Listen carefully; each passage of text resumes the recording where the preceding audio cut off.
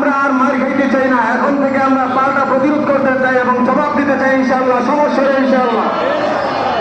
একমাত্র ইরানি এই মনে পরাশক্তি